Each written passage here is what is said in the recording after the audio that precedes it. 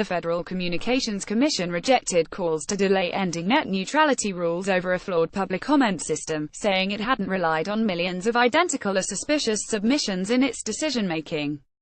A group representing Netflix Inc. and Alphabet Inc.'s Google, meanwhile, said Friday it's already planning legal action and lobbying to challenge the new rule.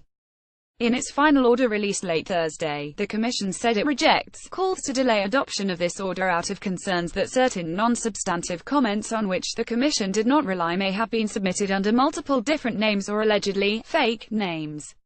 A study found that more than 7.75 million comments were submitted from email domains attributed to fakemailgenerator.com, and they had nearly identical wording.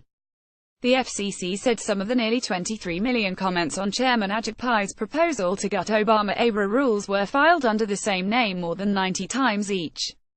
New York State Attorney General Eric Schneiderman, as well as lawmakers and other state officials, had asked the Commission to delay its vote and implementation of new policy on the basis that the fake comments had impacted the agency's ability to assess public reaction. The agency declined to do so. The latest: what happens when states have their own net neutrality rules. The FCC on a Party Line 32 vote in December swept aside rules barring broadband providers from favoring the internet traffic of websites willing to pay for speedier service. That move sent the future of net neutrality onto a likely court challenge. Lawsuits challenging the order are likely to be filed as soon as Jan.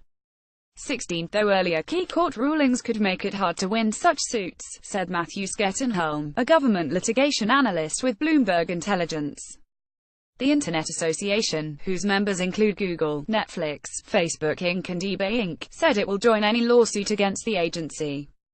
In addition, it said, its members will continue our push to restore strong, enforceable net neutrality protections through a legislative solution. The group said in a statement that, this rule defies the will of a bipartisan majority of Americans and fails to preserve a free and open Internet. No, digital dystopia. The Republican-held commission voted to remove Obama-era prohibitions on blocking web traffic, slowing it, or demanding payment for faster passage via their networks.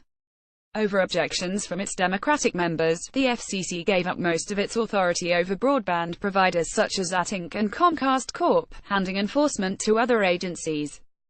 Pai and his two fellow Republican commissioners said in comments accompanying the order that it's a way to restore internet freedom, and called the earlier FCC rule a mistake that led to less investment, particularly by smaller internet service providers. For one thing, there was no problem to solve, Pai wrote. The internet wasn't broken in 2015. We weren't living in a digital dystopia.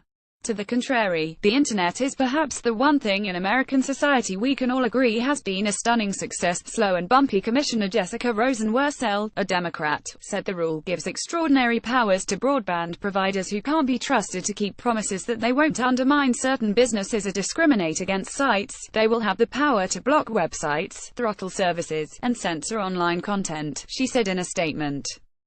They will have the right to discriminate and favor the internet traffic of those companies with whom they have pay-for-play arrangements and the right to consign all others to a slow and bumpy road. New York and California are considering their own rules, but the FCC order specifically says that it would preempt any state or local measures that interfere with the federal deregulatory policy restored in this order. The FCC's new policy takes effect upon approval of the rule by the Office of Management and Budget, the agency said in a news release.